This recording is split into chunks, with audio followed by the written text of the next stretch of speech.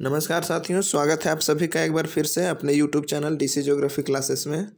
यदि चैनल पर नए हैं तो चैनल को सब्सक्राइब कर लीजिए और बेल आइकन को प्रेस कर लीजिए ताकि हर नई वीडियो की नोटिफिकेशन आप तक आसानी से पहुंचती रहे। तो चलिए शुरू करते हैं आज का सेशन। और आज के सेशन में हम लोग बात करने वाले हैं झारखंड पीजीटी ज्योग्राफी पिछले वर्ष के प्रश्न पत्र यानी 2017 का। तो इसके पहले भी हम लोगों ने छोटे छोटे सेशंस में प्रीवियस ईयर क्वेश्चंस को देखा है। तो उसी कड़ी को आगे बढ़ाते हुए आज का पहला प्रश्न आपके स्क्रीन पर पूछा गया है कि मूंगे के विकास के लिए उपयुक्त तापक्रम क्या होता है। यानी मूंगे का तात्पर्य यहाँ ये कोरल रीफ से है, प्रवाल भित्ति से है। तो प्रवाल भित्ति के विकास के लिए कौन सा तापमान आदर्श होता है? ऑप्शन आपके सामने 10 डिग्री सेल्सियस, 15 से 20 डिग्री या 10 से 15 डिग्री या फिर 20 डिग्री से अधिक। तो इसका जो करेक्ट आंसर है ऑप्शन नंबर डी है।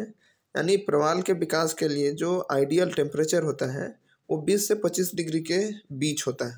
ठीक है, यानी 20 डिग्री से 25 डिग्री सेंटीग्रेड टेम्परेचर अगर है किसी ओशंस में तो वो आइडियल टेम्परेचर माना जाता है कोरल रीफ के विकास के लिए। ठीक है, अब कोरल रीफ के बारे में थोड़ा सा कुछ और भी जान लेते हैं कि जो महासागरों में या सागरों में जहाँ कोरल पाया जाता है तो ये कम गहराई पर पाए जाते हैं। कम गहराई कहने का तात्पर्य ये है कि जो छिछले सागर होते हैं, मान लेते हैं कि कोई ये ज़मीन है और फिर ये इधर महासागर है, तो ये जो महासागर का छिछला भाग होता है यानी ये वाला पार्ट, तो महासागर के छिछले भागों में प्रवाल का विकास होता है। अब ऐसा क्यों? तो क्योंकि जो अधिक गहराई पर जो सूर्य का प्रकाश है वो नहीं पहुंच पाता है और ऑक्सीजन की कमी होती है। तो अधिक गहराई में प्रवाल को ऑक्सीजन और जो प्रकाश है सूर्य का वो नहीं मिल पाता है, जिसके कारण वो जीवित नहीं रह सकता, अपना खाना नहीं बना सकता। इसलिए छिछले सागरों में ये अधिक पाए जाते हैं। अब प्रवाल के विकास के लिए अगर जल की बात करें तो ये स्वच्छ जल की आवश्यकता होती है और अवसाद रहित कहने का तात्पर्य ये है कि जब कोई भी नदी अपने साथ पर्वतीय क्षेत्र से निकलती है तो गाद लेके जाती है, मिट्टी को बहाकर लेके जाती है और समुद्र में इसको डिपॉजिट कर देती है, जमा कर देती है। तो जिस क्षेत्र में नदी का मुहाना होता है, जहाँ पर मिट्टी का अवसाद होता है, तो ऐसे क्षेत्रों में प्रवाल का उत्पत्ति नहीं हो पाता है। ऐसा क्यों है? क्योंकि जो अवसाद है इसके कारण प्रवालों का जो मुख होता है वो बंद हो जाता है और फिर वो प्रवाल मर जाते हैं। तो इसलिए अवसाद रहित जल की आवश्यकता होती है, स्वच्छ जल की आवश्यकता होती है, 20 से 25 डिग्री सेल्सियस तापमान की आवश्यकता होती है, छिछला सागर का आवश्यकता होता है। ठीक है, यही कुछ फैक्ट थे। आगे क्वेश्चन देखते हैं। स्वर्णिम चतुर्भुज सुपर राजमार्ग के लिए आधारशिला कब रखी गई थी? अगस्त 1999 में, जनवरी 1999 में, जनवरी 2000 ईस्वी में या दिसंबर 1999 में? तो इसका करेक्ट आंसर है जनवरी 1999 में, ऑप्शन नंबर बी।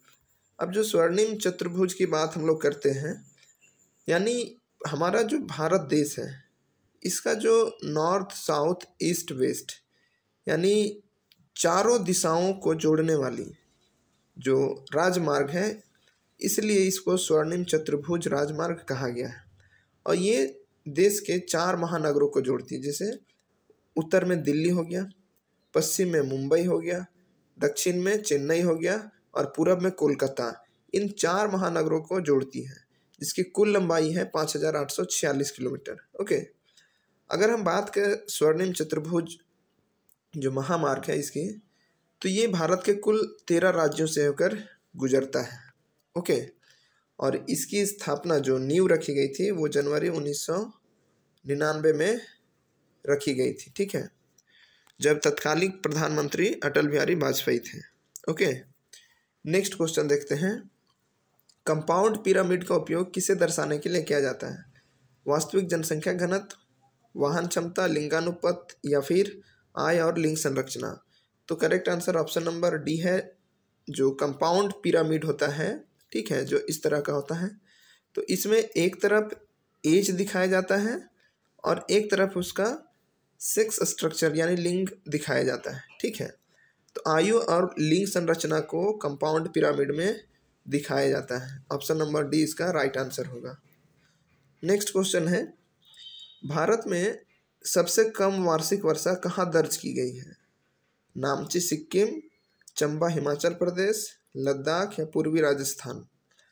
तो सबसे कम वार्षिक वर्षा जो है वो लद्दाख में दर्ज की गई है। ओके, क्योंकि लद्दाख में जो भी बारिश होती है ये बारिश के रूप में ना होती है बल्कि ये स्नोफॉल के रूप में होता है। यहाँ छोटे छोटे बर्फ़ के जो ओले होते हैं वो गिरते हैं, उसके रूप में स्नोफॉल के रूप में, हिमपात के रूप में यहाँ बारिश होती है, जबकि वर्षा यहाँ नहीं होता है। तो ऑप्शन करेक्ट इसका सी है। नेक्स्ट क्वेश्चन देखें, तो एस्किमो कहाँ पर रहते हैं? ऑप्शन है आपके सामने, साइबेरिया और स्वीडन, कनाडा और अलास्का, फिनलैंड और नॉर्वे, नॉर्वे साइबेरिया। तो इसका जो करेक्ट आंसर है वो है ऑप्शन नंबर बी, यानी कनाडा और अलास्का। अब एस्किमो के बारे में हम लोग थोड़ा सा जान लेते हैं। तो एस्किमो जो शब्द है इसका शाब्दिक अर्थ होता है कच्चा मांस खाने वाला। ठीक है, एस्किमो ये जनजाति मंगोल प्रजाति से संबंधित है, यानी जो एस्किमो जाति का संबंध है ये मंगोल प्रजाति से है। ठीक, अगर इसके निवास स्थान की बात करें तो उत्तरी अमेरिका का जो ध्रुवीय क्षेत्र है, ठीक, इसके पास जो भी द्वीप समूह है वो, ग्रीनलैंड का तटीय जो भाग है वो, और एशिया के सुदूर जो उत्तर पूर्वी क्षेत्र है वो इसके अंतर्गत आते हैं। अगर हम एस्किमो की बात करें तो एस्किमो शिकार करने वाली जनजाति है। ये कृषि पर आधारित नहीं बल्कि शिकार पर आश्रित जनजाति है और ये ध्रुवीय क्षेत्रों में निवास करती है। ये जो एस्किमो जनजाति है ये स्लेज नामक गाड़ी का उपयोग अपने शिकार को ढोने के लिए करती है। हार्पून नामक यंत्र सील मछली को शिकार करने के लिए प्रयोग करती है और इग्लू नामक घर का उपयोग ये रहने के लिए करती है। ओके, नेक्स्ट क्वेश्चन देखते हैं। जनसांख्यिकीय संक्रमण सिद्धांत, इसको जनांकीय संक्रमण सिद्धांत भी कहा जाता है, ये किससे संबंधित है? ऑप्शन है आयु वृद्धि, चिकित्सा विज्ञान में अग्रणी, प्रौद्योगिकी में अग्रणी, आबादी। तो इसका जो करेक्ट आंसर है ऑप्शन नंबर डी, यानी जो डेमोग्राफिक ट्रांजिशन थ्योरी है ये आबादी को संदर्भित करता है, आबादी से संबंध रखता है। ओके, पॉपुलेशन से। अब हम बात करते हैं जनांकीय संक्रमण सिद्धांत का। तो ये एक सिद्धांत है जिसमें किसी क्षेत्र में लंबे समय अवधि में जनसंख्या के जन्म दर और मृत्यु दर के मध्य अंतर के कारण जनसंख्या में प्राकृतिक परिवर्तन की व्याख्या की जाती है।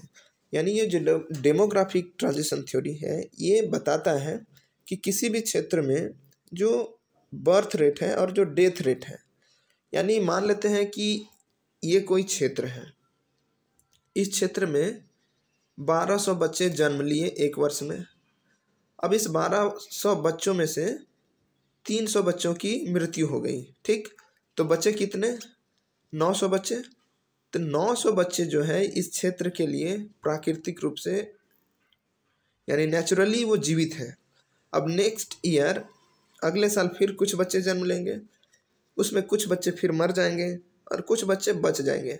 तो जो पहले साल में 900 बच्चे बचे और दूसरे साल में कुछ जो बच्चे बचे, इन दोनों के योग से जो यहाँ का डेमोग्राफी जो चेंज हो रहा है, जनसंख्या का जो आकार चेंज हो रहा है, परिवर्तित हो रहा है, वही डेमोग्राफिक ट्रांजिशन थ्योरी बताता है। ठीक है, अब डेमोग्राफिक ट्रांजिशन थ्योरी की बात करें तो वारन थॉम्सन ने इस सिद्धांत को दिया है 1929 में। ओके, नेक्स्ट क्वेश्चन देखते हैं।